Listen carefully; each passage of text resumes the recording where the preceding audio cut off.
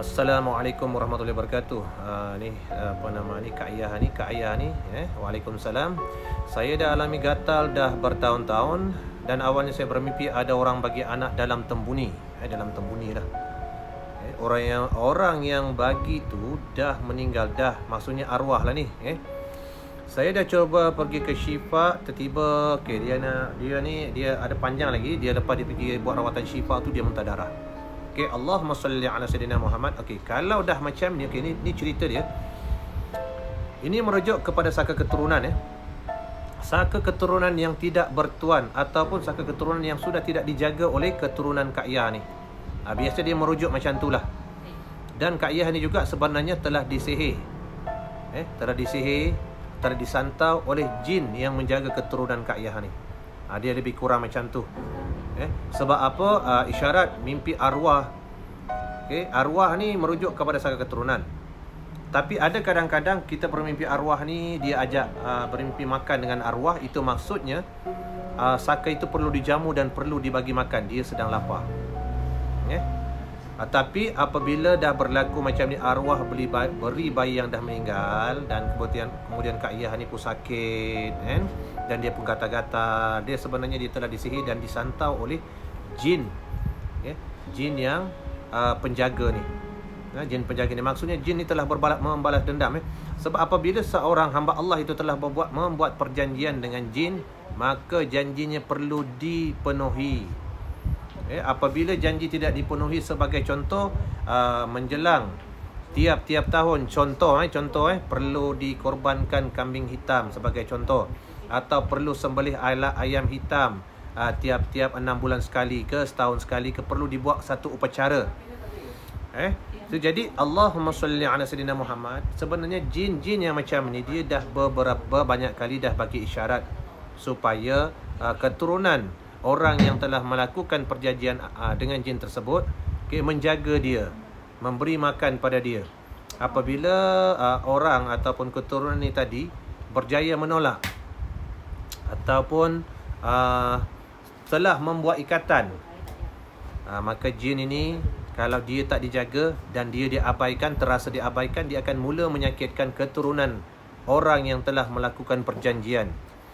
Jadi kaedah dia Kak Yah macam ni. Kak Yah cuba ikutlah, atau orang lain juga boleh ikut kaedah ni insya-Allah.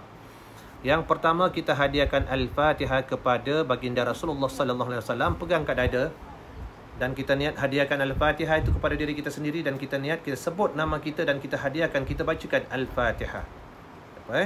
Selepas itu kita terus baca ikrar pemutus. Yang mudah saja. Kita ikut saya insya-Allah akan ada manfaat dengan izin Allah. Astaghfirullahalazim, astaghfirullahalazim, astaghfirullahalazim, astaghfirullahalazim. Allahumma salli ala Muhammad wa ala ali Muhammad. Allahumma salli ala Muhammad wa ala ali Muhammad. Allahumma salli ala Muhammad wa ala ali Muhammad. La hawla wa la quwata illa billahil aliyil azim. La hawla wa la quwata illa billahil aliyil azim. La hawla wa la quwata illa billahil aliyil azim. Lepas tu kita baca ikrar pemutus. Bismillahirrahmanirrahim. Ya Allah, putuskanlah, batalkanlah segala ikatan perjanjian yang pernah aku lakukan dengan jin-jin, syaitan-syaitan dan ahli-ahli sihir, dalam keadaan sedar ataupun tidak, mimpi ataupun jaga, zahir ataupun batin. Ya Allah, putuskanlah, hancurkanlah, musnahkanlah segala amalan-amalan yang kau tidak redha. Ya Rabbi, ya Allah, putuskanlah, batalkanlah, musnahkanlah segala ikatan perjanjian dengan jin-jin, syaitan-syaitan dan ahli-ahli sihir, sama ada dari saya, ayah atau ibu saya atau nenek moyang saya.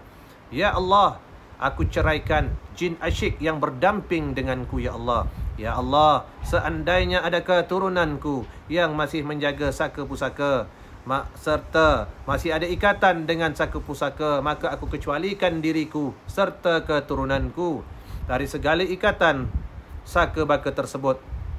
Ya Allah, bermula saat ini aku bebaskan, aku haramkan, aku lepaskan dan aku putuskan segala ikatan perjanjian, mana-mana jin, mana-mana qadam, mana-mana keturunan penjaga dengan diriku serta seluruh keturunanku dengan lafaz La ilaha illallah Muhammadur Rasulullah. Tepuk dekat dada 3 kali.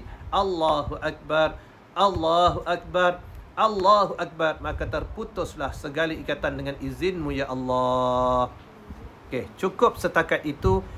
Komen apa berlaku pada antum, mungkin muntah, mungkin sedih, mungkin menangis ataupun tak boleh lafaz, minta tolong komen. InsyaAllah saya akan jawab persoalan dan cara-cara menangani seandainya antum ada gangguan. Assalamualaikum.